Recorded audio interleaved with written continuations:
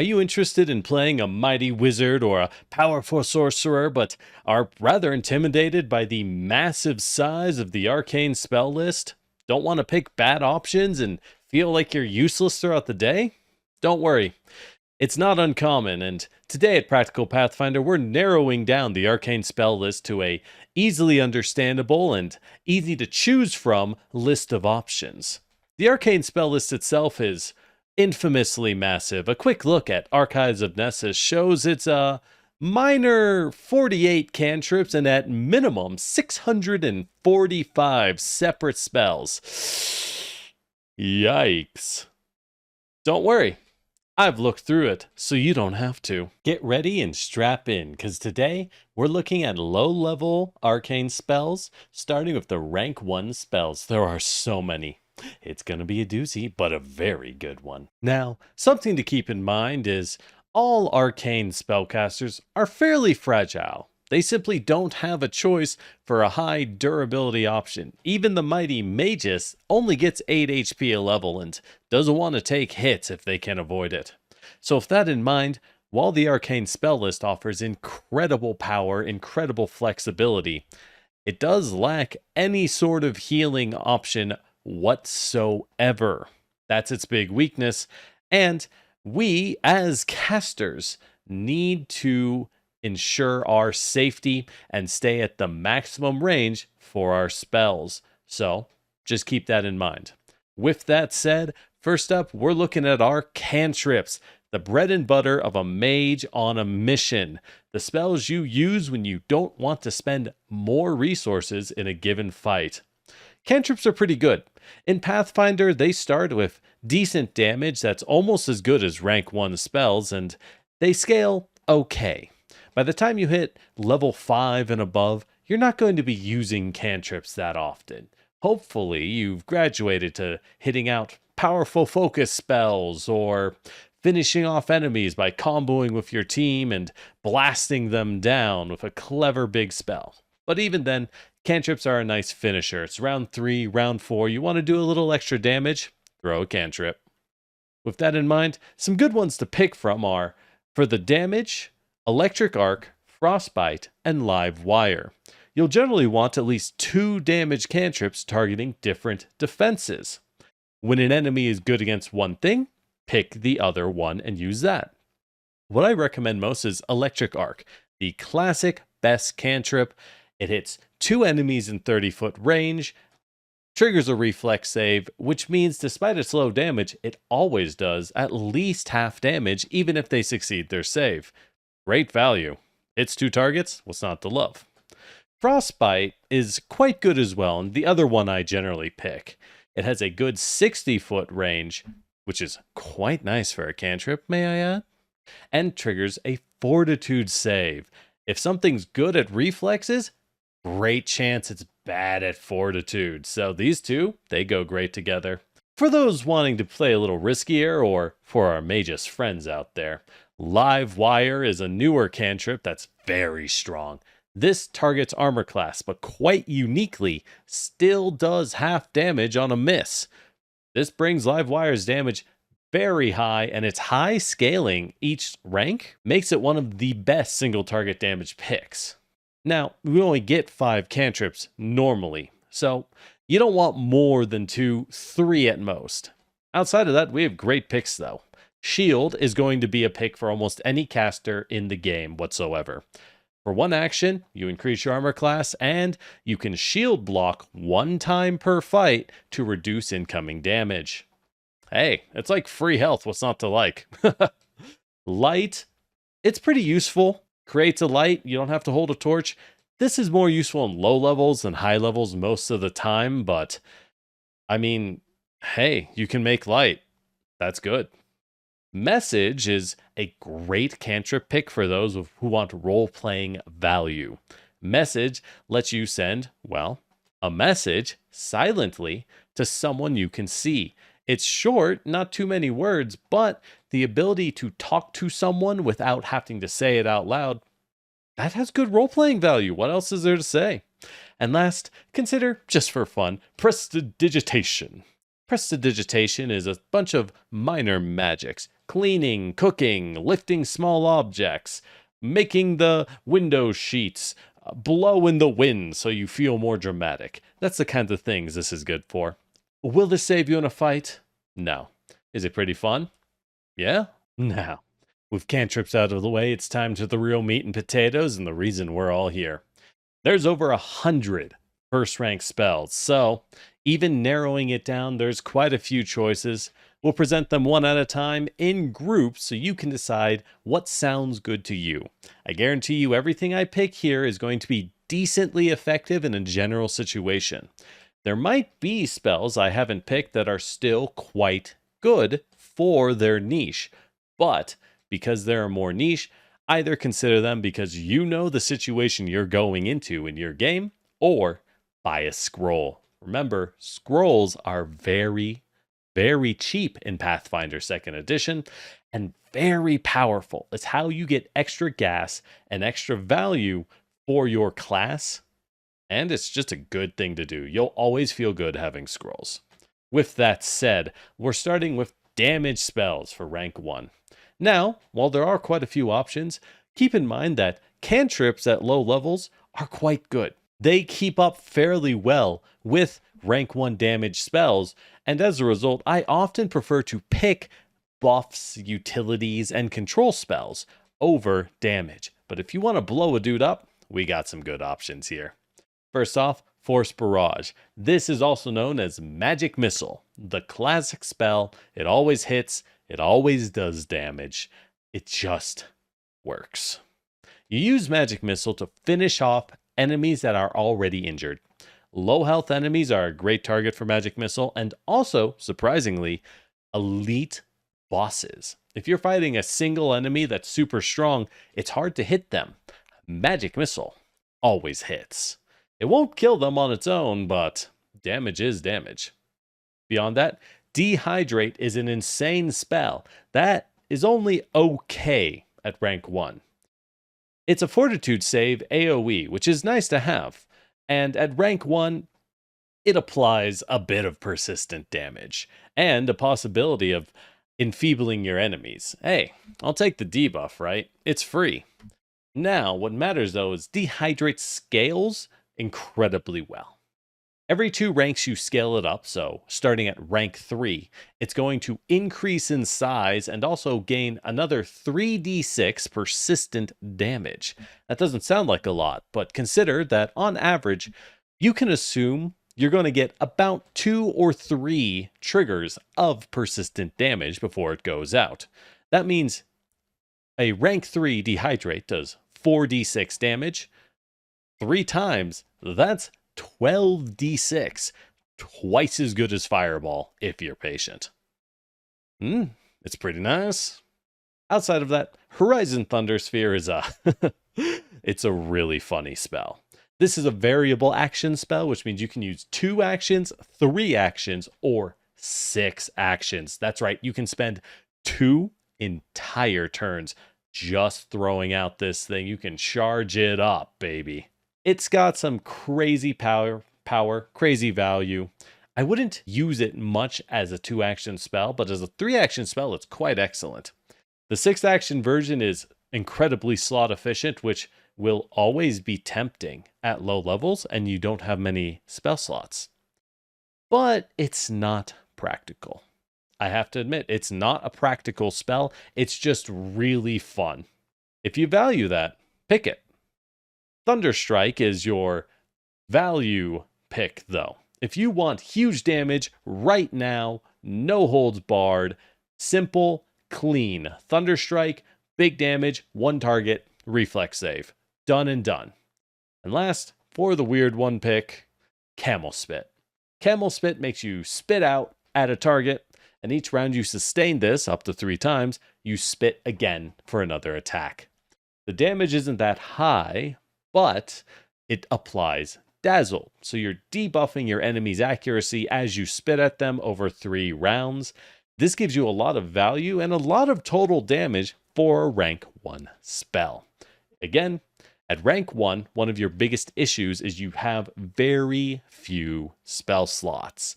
That's why buying scrolls is so important, and Having spells that give value, such as Camel Spit, can feel really good if you're someone who's concerned about running out of gas before the day's over. But it's not all about doing the damage yourself. Arcane casters, while they have the potential to just wipe the enemies clean themselves, they do excel at making their friends equally insane. Our buff spells at rank 1 are no slouch, and there's a lot of winners here. Runic Weapon, of course, has to take the top. Runic Weapon is the best buff spell in the game. Until you hit level 4 and your party gets striking weapons, Runic Weapon makes someone's weapon a +1 striking weapon. Weapon. What a fun word.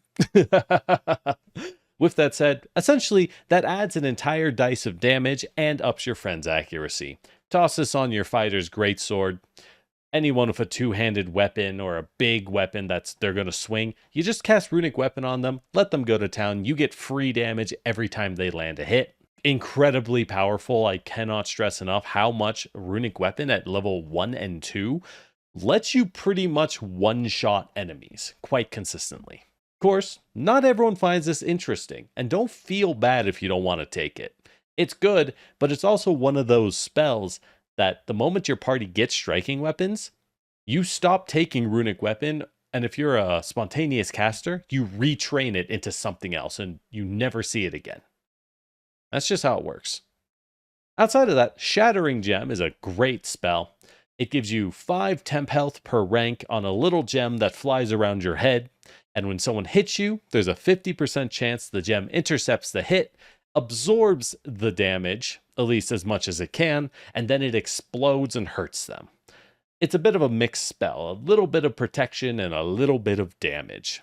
If you're having trouble surviving, or you're trying to buff up a frontliner going into a dangerous situation, this might give them another round of survival. Sure Strike is a classic that, while incredible value, I often, personally, don't value as much as others do.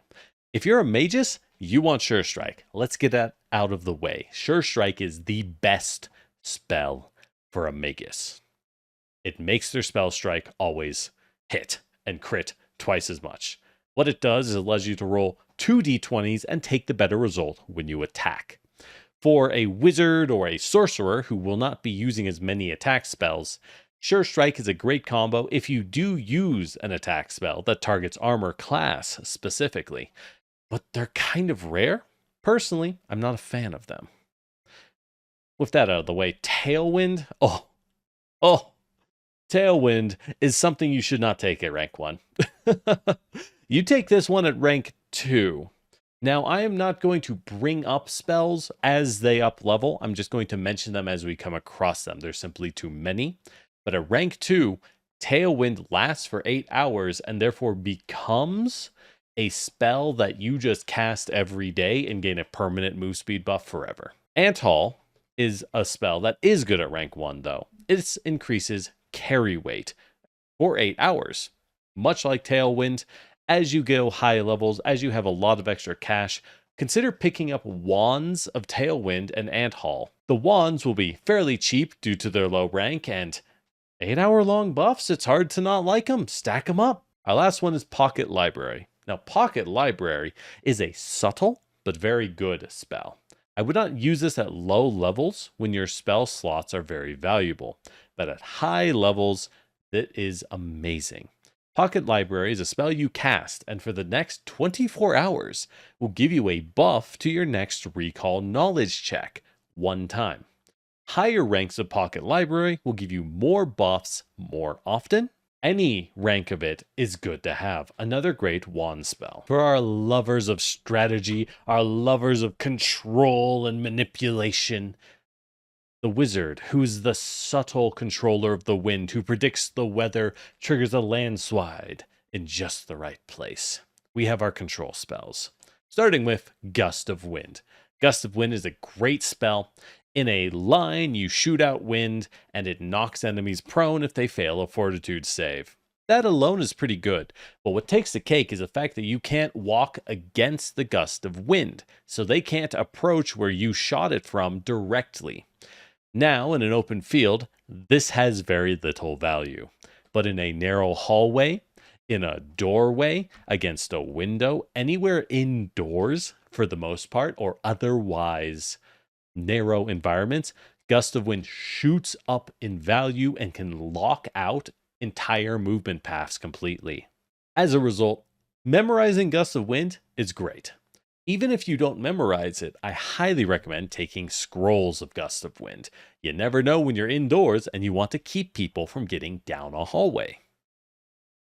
Besides that, Illusory Object. The source of a million arguments. 1,000 rule discussions. Illusory Object, my love. This spell is incredible. It creates an illusion.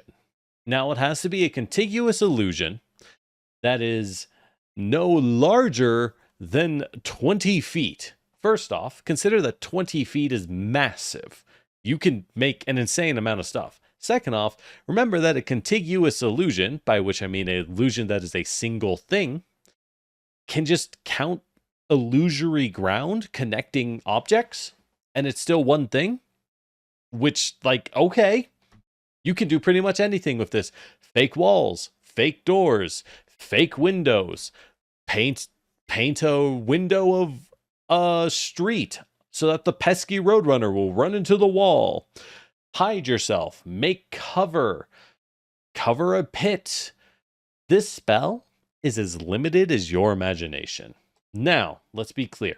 The rules for illusions say that someone who spends an action to interact with an illusion can attempt to disbelieve it. What this implies is that you can't attempt to disbelieve an illusion without a very good reason to be able to disbelieve, or you spend an action. So you could argue, generic, does that mean if I make a wall that surrounds someone, they have to spend an action at minimum to get through and disbelieve it? Technically, the illusion doesn't stop their movement. However, why would someone try to move through a wall if they did not think it was an illusion? This is why using your mind with Illusory Object is the most powerful thing. Combine it with other spells and be tricky. For example, at higher levels, if you have a Wall of Stone, you can make, well, walls of stone. Your opponent will know you can make a wall of stone. If they escape one, throw another wall of stone over them. Only, what if the second wall's an illusion? They have no reason to think that it's not a real wall. Ho-ho! Illusory Wall is incredible. Great at rank 1, amazing at rank 2. Always good. Buy scrolls of this. When in doubt, you can make illusions and get yourself out of trouble. Gravitational Pull is our next spell, and it's pretty useful. This is a fortitude targeting spell that pulls one enemy in a direction.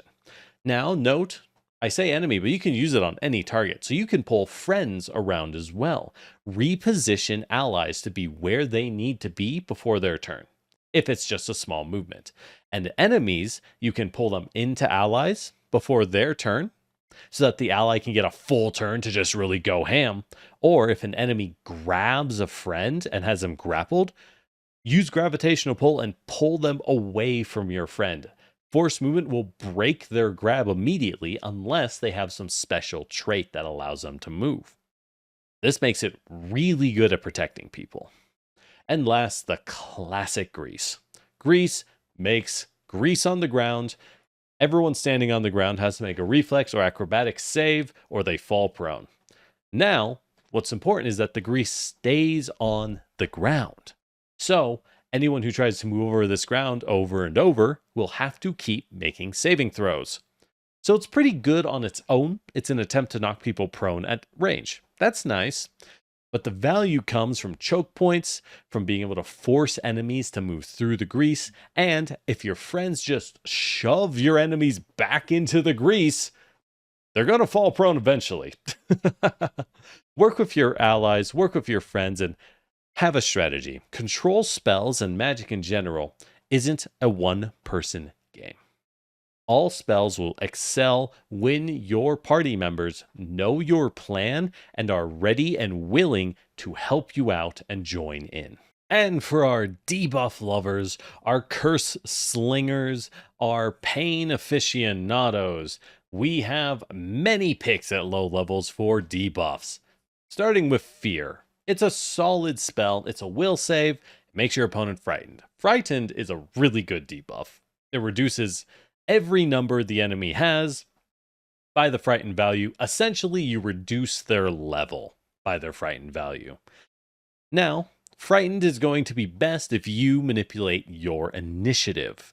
Delay your initiative until right after the monster takes their turn if you can, or ask your party members to delay their initiative until after you take your turn.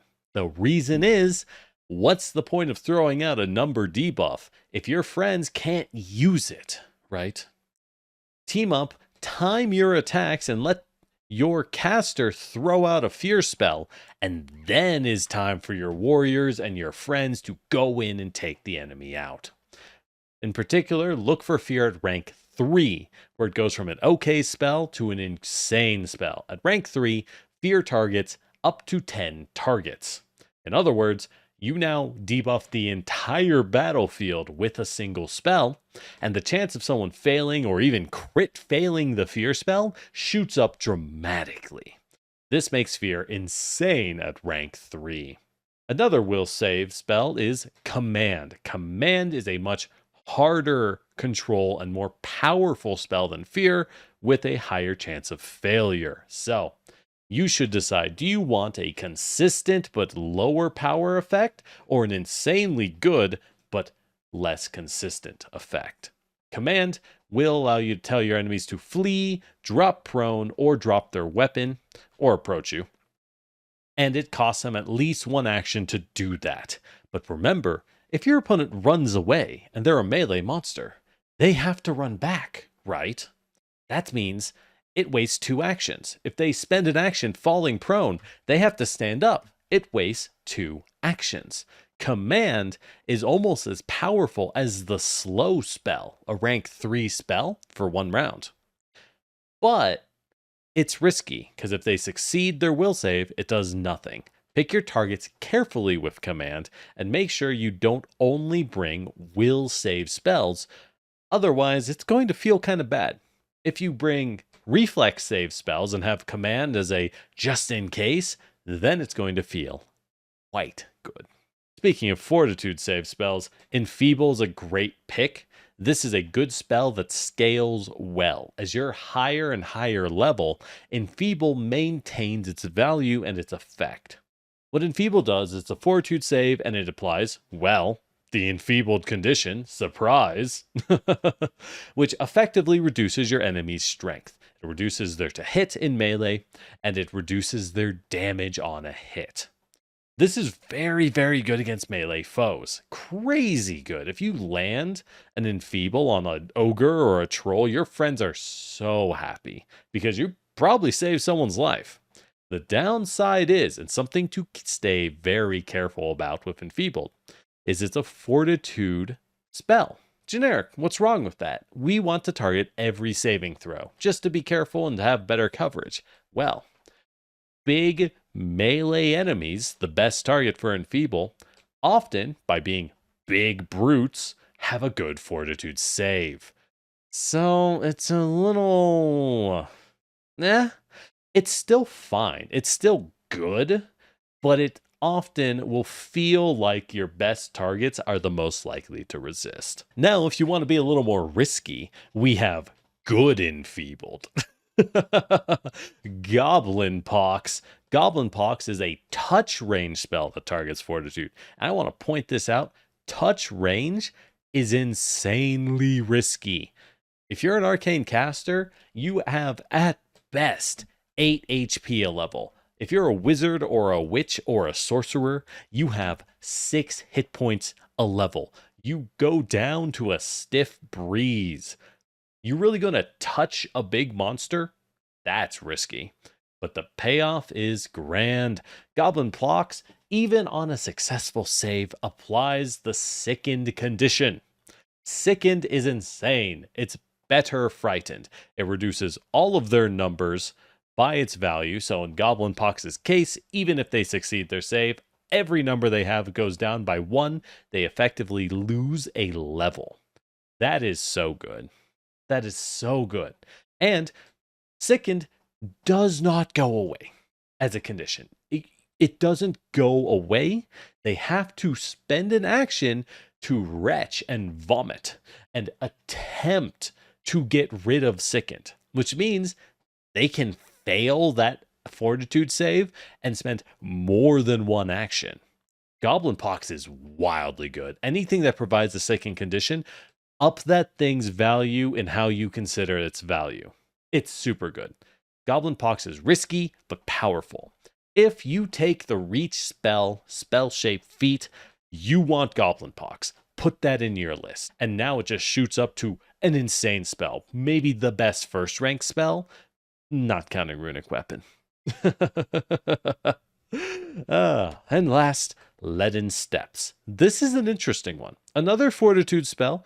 You'll find most debuffs are either fortitude or will save, whereas reflex is reserved mostly for damage. Leaden Steps reduces your enemy's defenses with the encumbered condition. What encumbered does is it reduces your move speed, but it also applies Clumsy 1. So Leaden Steps is going to decrease their armor class and their reflex save and their range attacks. But that's really good for you and other casters. Anyone else with Electric Arc is going to love you. Have them delay their initiative, or you get lucky and win initiative. You cast Leaden Steps. Your friends cast Electric Arc or Thunder Strike, or if you have an Alchemist, the Alchemist can throw Lightning Flask. And now your friends get the electric weakness damage. They're getting an extra 2 points of damage on every single spell. You just keep the enemy's defenses down by sustaining Leaden Steps. You'll get a value machine and serious power.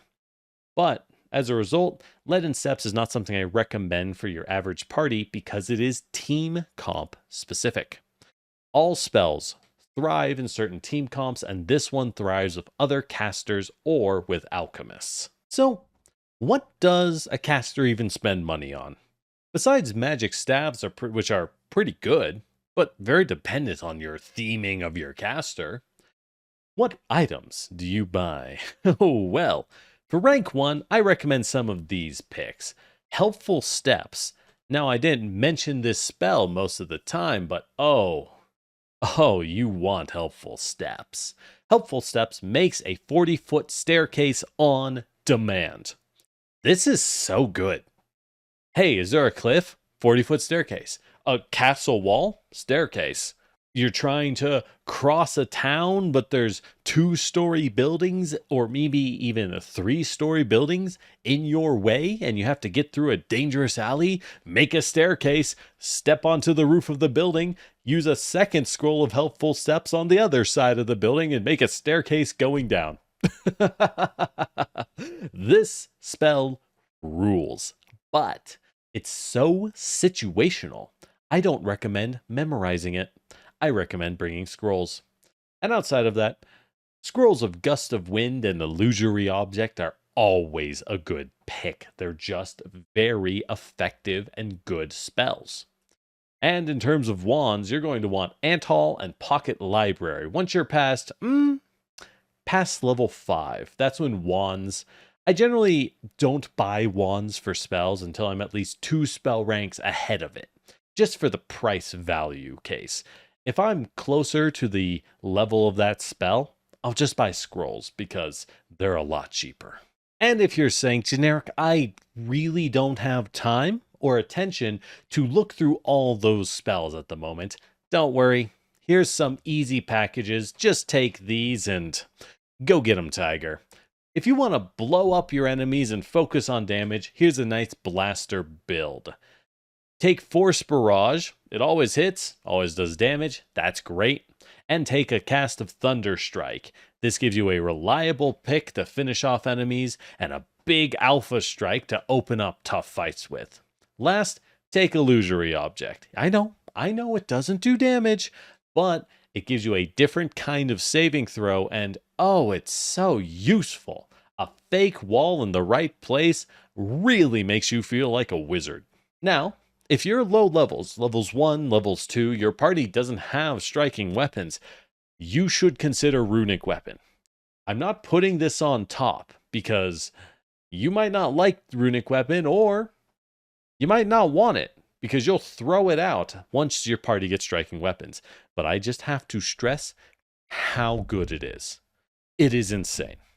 In an average fight, if your fighter lands 3 hits with a 2-handed polearm, Runic Weapon has done 3d10 damage, which is more than double the damage of any other spell you have. And for those who want a little more strategy and control in their builds, here's a nice build for the Strategist. We're still taking Force Barrage because, again, it's how you just say, hey, is that guy badly injured? All right, gone, done. Force Barrage, he's down, moving on.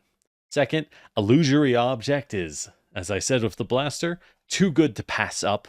It's a huge advantage of playing the Arcane list is getting access to illusions, and these things are strong. However, remember to ask your Game Master how they will rule illusions. Some Game Masters will rule illusions entirely rules as written, which makes Illusory Object, frankly, a little overpowered, where you cannot interact with an illusion without disbelieving it. You can't walk through the wall without having to beat it on a perception check and using an action. This makes it completely absurd. Some Game Masters will run it as enemies will just walk through and not care. All it does is block line of sight. This makes it, honestly, probably weaker than intended. There's no right or wrong way to run Illusory Object. What matters is you should talk with your Game Master and know how they want to run it, and from there consider if you should spend a spell slot on it. If not, grab one of our other control spells. And last, Gust of Wind is a great pick. Knocking enemies prone is always valuable. Restricting movement in hallways is always good, and sometimes an absolute blowout of a spell. Completely ends encounters or cuts them off for you to retreat or just bully them. And of course, Runic Weapon exists. I'm not going to address it again. It's good. Ooh, now that's a lot of rank 1 spells, am I right?